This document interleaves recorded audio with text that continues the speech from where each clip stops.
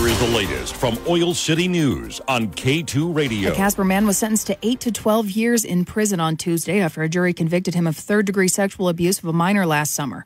36-year-old Ryan Dale Townsend maintains his innocence, according to his attorney Tim Cotton, who addressed Judge Kerry Johnson at sentencing on Tuesday morning. At the trial in July, the state presented testimony by a 16-year-old girl who said that Townsend sexually assaulted her in his trailer after letting her smoke an electric marijuana device in late April of last year.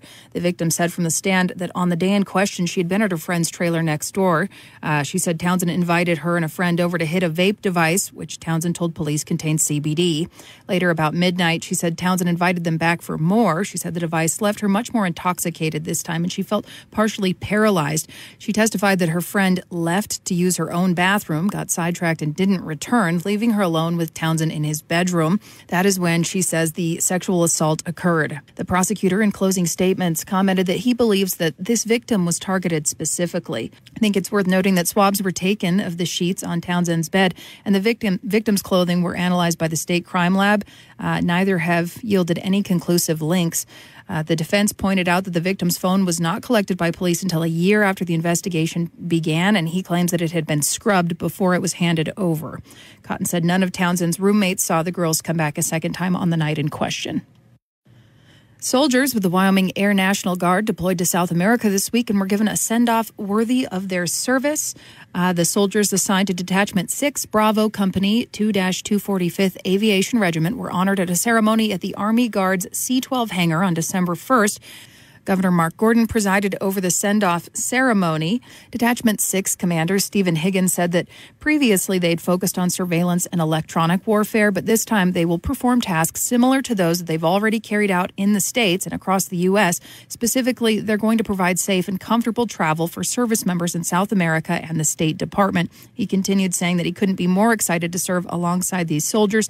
They said they plan on taking care of each other and making Wyoming proud. Following Higgins' comments, the governor presented a Wyoming flag to the Detachment 6 commander and offered an Entering Wyoming Highway sign that the soldiers will take with them on their deployment. The sign will be displayed at the command's deployed headquarters.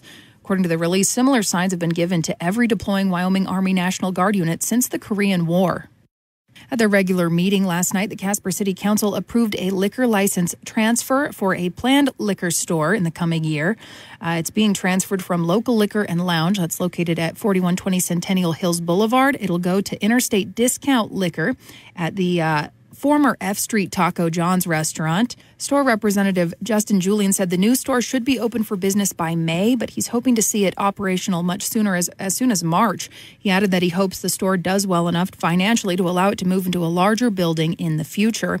The Casper City Council approved the transfer without dissent and with council member Amber Pollock absent. Also decided at last night's meeting, multiple municipal departments will soon be equipped with new vehicles after the council approved 6 at Tuesday's meeting. The combined cost is roughly $1.3 million. The Public Services Department is going to get 2 new side-loading sanitation trucks. These are going to replace older trash trucks.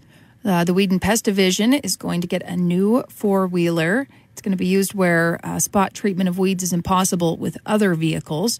The Public Services Department is going to be outfitted with a new 4-wheel steering street sweeper and a haul truck.